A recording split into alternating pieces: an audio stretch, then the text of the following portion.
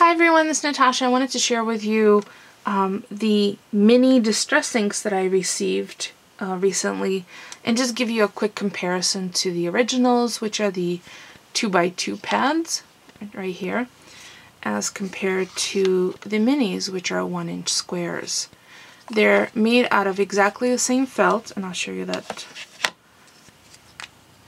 right now. Here's the 1x1. And here's the 2x2.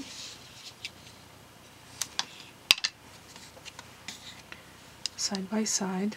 I believe these are now even thicker pads, and that's because I've had the 2x2s for some time. I think these are from, well, these are the seasonal colors from 2012, which are now part of the regular line. So for those of you who are not already familiar with distress inks that are made by Ranger for the Tim Holtz line, they are acid-free, non-toxic, fade-resistant. They now come with a higher felt pad. They're water-based dye inks. They also have re-inkers also available for sale separately. And now they have their mini-me's, which for various reasons, I really like the minis.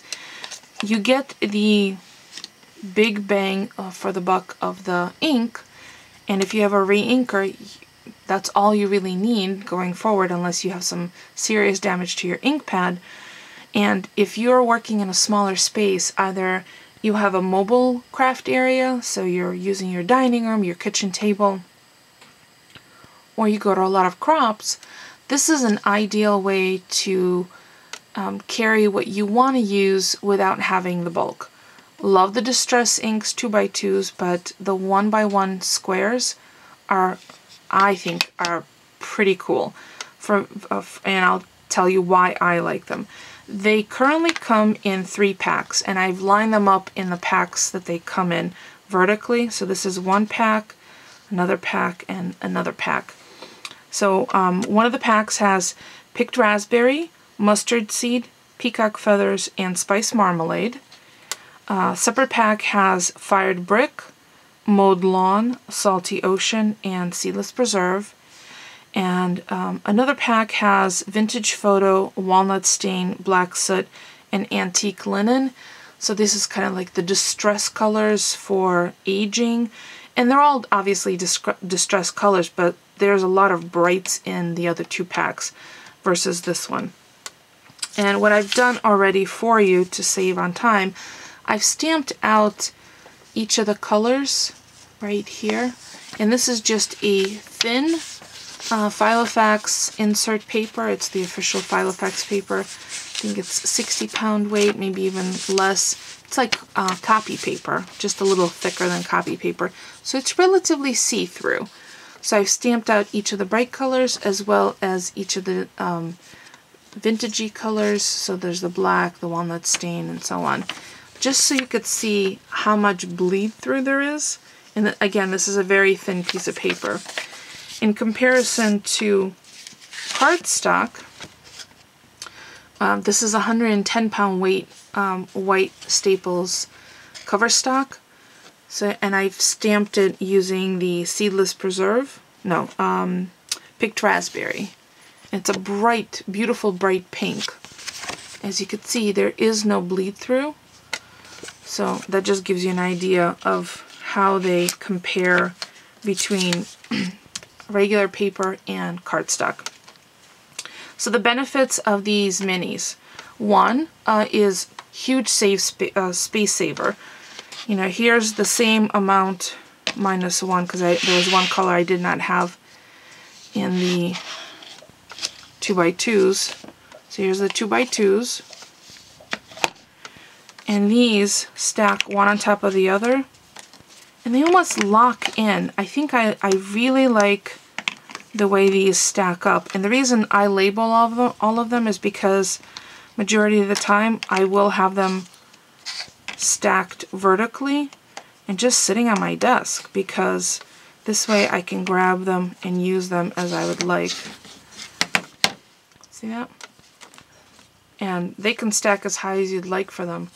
They stack very, very nicely. I think even better than the 2x2s. As you could see, the 2x2s don't lock in.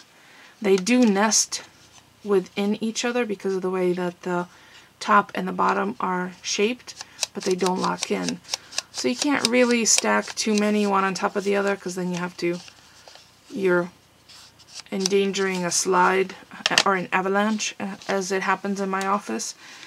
But these stack fabulously. So here's all three, and as you can see, they're nicely stacked together. The other thing I really like about these is the lids appear to be much more snug, and they almost snap in.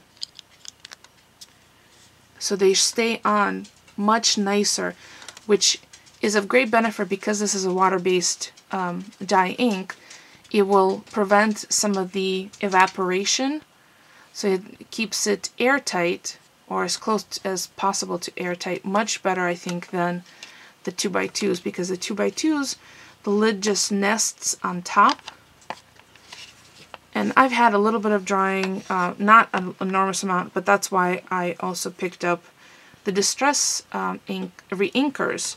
So the benefit of having these minis is even if you have a larger image that you need to stamp, all you have to do is go over it a couple of times. So if you take that off and then just pat it down over a larger space. So you don't necessarily need the larger ones, although that option does exist.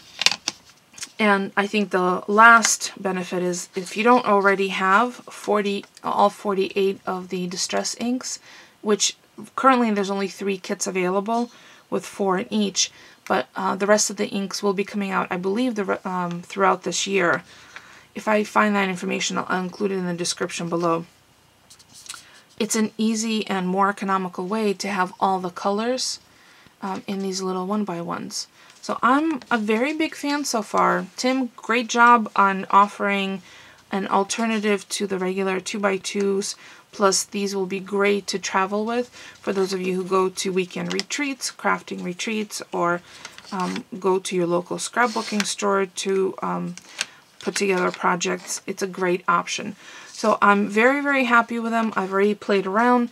For those of you who were curious, these little labels that I've put on are from my P-Touch labeler, and I used 3/8 inch white, and it fits perfectly on the bottom portion of the casing. You could do a 1/4 inch as well, but I didn't happen to have a 1/4 inch in white. I only had a 1/4 inch in clear, which would disappear on the black. But so, and I do label them because they're going to be stacked vertically. I actually label these as well because I have them stacked up that way as well. If you have any questions for me, please feel free to ask. I'll also include a link below to the download PDF for the Distress ink color swatch chart directly from the Ranger website. I'll include the Ranger website link as well, so you can take a look and see all the specifics on the Distress ink pads. And as always, if you have any questions, please feel free to ask. Otherwise, don't forget to thumbs up. It's free for you and it helps me out. And if you have any requests for any other videos, feel free to do that in the comments below. Thanks for watching, everyone.